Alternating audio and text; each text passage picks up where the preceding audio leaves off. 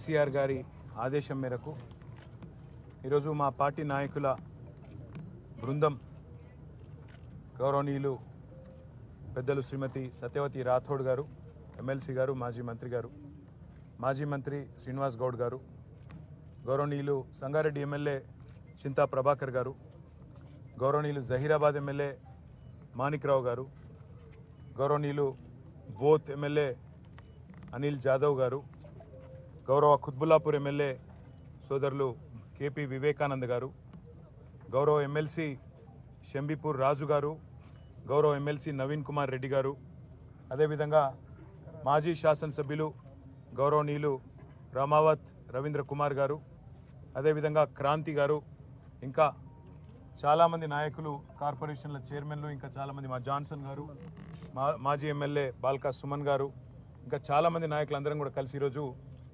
లగచర్లలో జరిగిన నిరసనలో సమిధలుగా మారిన పేదలు ఎవరైతున్నారో తమ భూములు తమకే ఉండాలి, మార్కెట్లో 60-70 లక్షలు ఎకరానికి ఉన్న భూములు ప్రభుత్వం అడ్డికి పావు షేరుకు రియల్ ఎస్టేట్ దందా చేసేందుకు గుంజుకుంటామంటే, మాకున్న జీవితాన్ని లాగేసుకుంటామంటే, ఉన్న మొత్తం జమీన్ అంతా గుంజుకుంటామంటే అట్లెట్లా ఒప్పుకుంటామని చెప్పి 9 నెలలుగా పోరాటం చేస్తున్న లగచర్ల, హకీంపేట, ఆ పక్కనే ఉండే 2 తాండాల అన్నదమ్ములు, ఆడబిడ్డలు నిన్న మొన్న ఈరోజు వరుసగా రాష్ట్రం మొత్తం చూస్తుంటే రోధిస్తున్నారు, ఆక్రోషిస్తూ ఉన్నారు.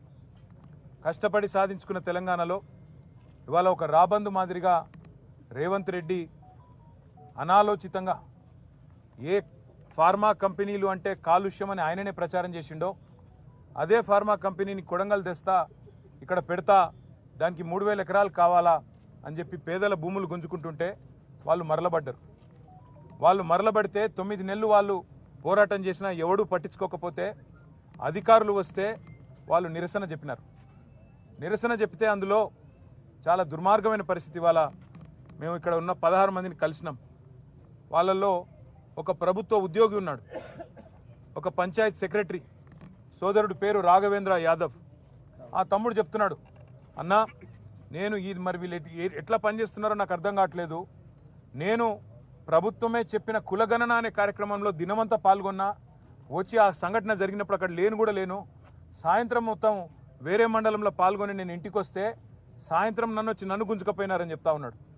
ఇంకొక తమ్ముడు ఇంకా దారుణం, అదైతే అసలు ఆయనకు సంబంధం లేదు, ఆయన ఎక్కడో వనపర్తిలో ఐటీఐ చదువుకుంటున్నాడు.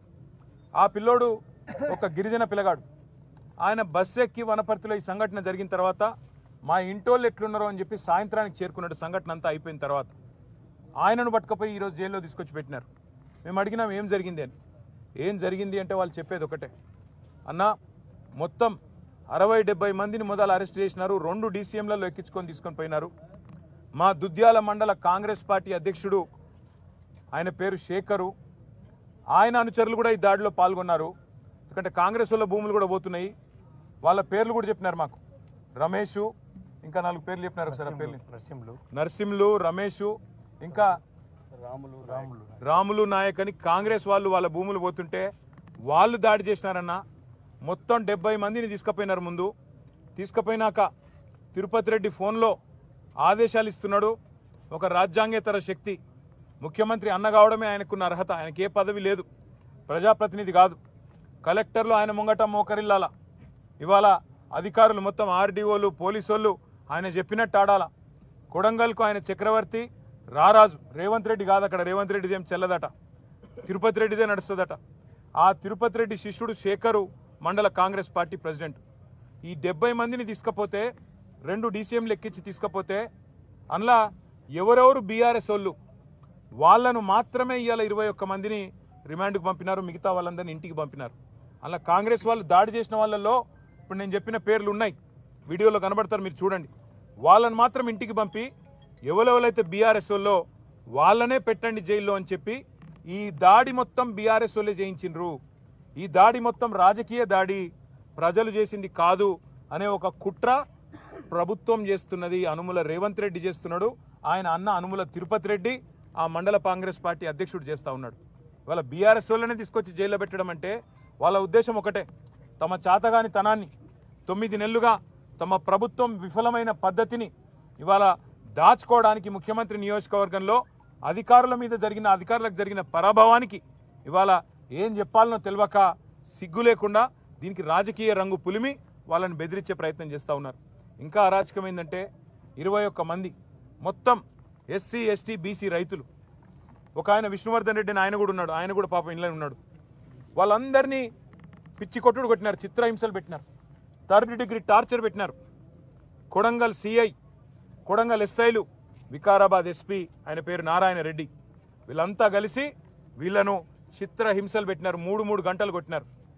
ఒక్కొక్కరిని చూస్తూ ఉంటే ఇప్పుడే మా అక్క చెప్పినట్టు కాళ్ళు చేతులు కమిలిపోయి ఉన్నాయి. మేము అడిగినాం, మరి ఎందుకు మెజిస్ట్రేట్ ముంగట చెప్పలేదు, కొట్టినాడు ఎందుకు చెప్పలేదు అన్నాం.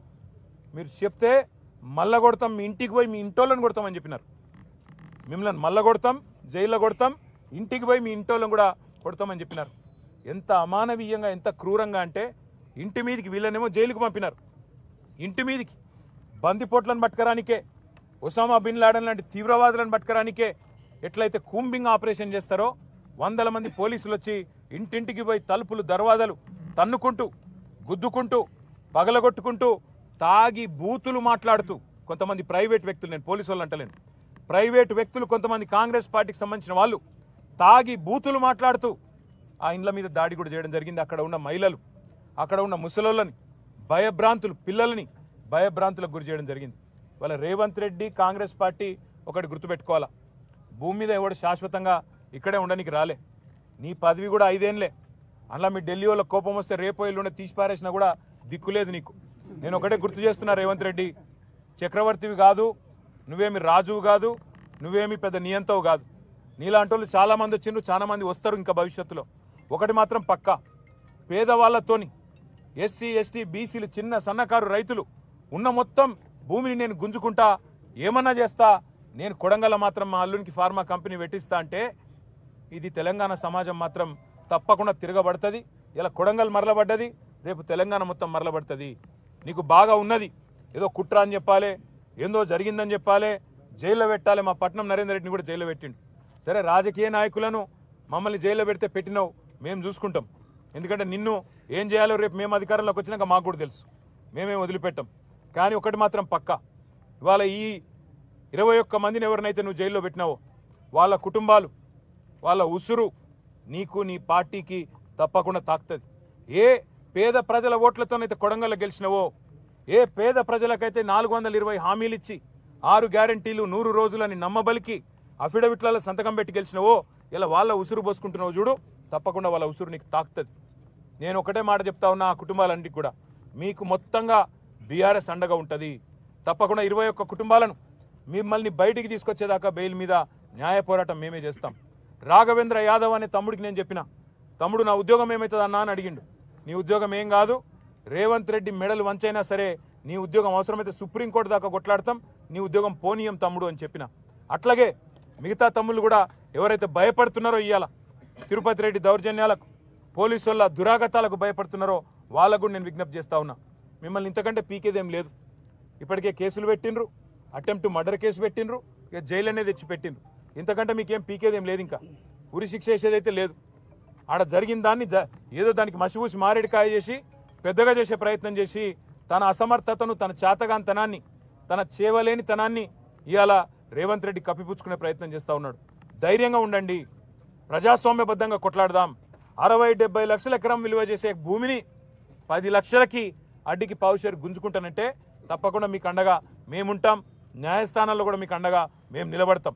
ఎవ్వరు కూడా బెదిరించినా, ఎందుకంటే వాళ్ళు భయపడుతున్నారు, బయటికి వచ్చినాక బెదిరిస్తారన్నా, మళ్ళీ కేసులు పెడతారన్నా, మళ్ళీ జైలుకు పంపుతారన్నా, మేము సంతకాలు పెట్టాల్సి వస్తుందేమో అన్నా అని చెప్పి వాళ్ళు భయపడతా ఉన్నారు. వాళ్ళకి మేము అదే చెప్తా ఉన్నాం. బయట ఉండే ఇక్కడ సంగారెడ్డిలో కూడా మొన్న న్యాల్కల్లో ఇక్కడ కూడా మొన్న ఆందోళన జరిగింది.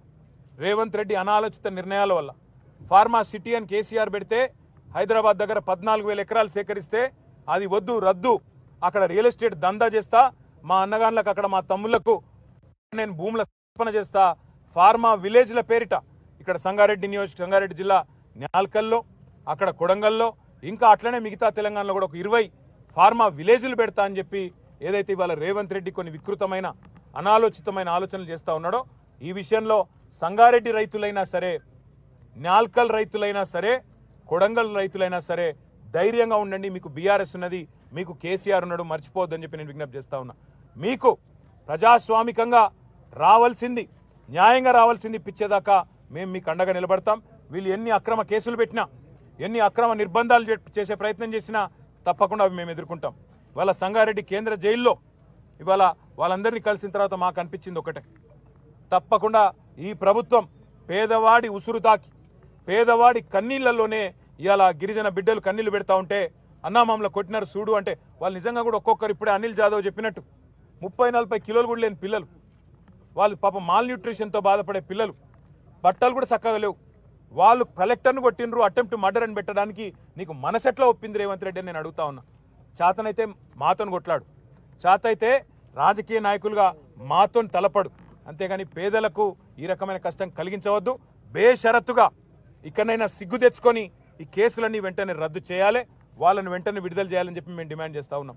దాంతోపాటు ఇంకా రాష్ట్ర వ్యాప్తంగా ఫార్మా విలేజ్ల పేరిట సంగారెడ్డిలో కావచ్చు, ఇంకొకడ కావచ్చు, ఏదైతే ఇవాళ పేదల నోళ్లు కొట్టే ప్రయత్నం జరుగుతుందో తప్పకుండా అక్కడ కూడా బీఆర్ఎస్ పార్టీ పేదలకు అండగా ఉంటుంది, రైతులకు అండగా ఉంటుంది అనే మాట కూడా మీకు చెప్తూ, ఆ కుటుంబాలన్నిటికి కూడా మేము బయట కూడా మా అక్క కూడా ఇప్పుడే చెప్పింది, ఒక ప్రెగ్నెంట్ అమ్మాయి ఉంది అందులో జ్యోతి అని.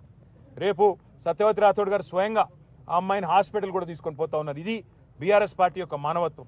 ఇవాళ బీఆర్ఎస్ అనే పార్టీ ఈ రాష్ట్రంలోని పేద వర్గాలందరికీ అన్ని రకాలుగా అండగా ఉంటుంది. ఏ కష్టం వచ్చినా మేము ఉంటామనే మాట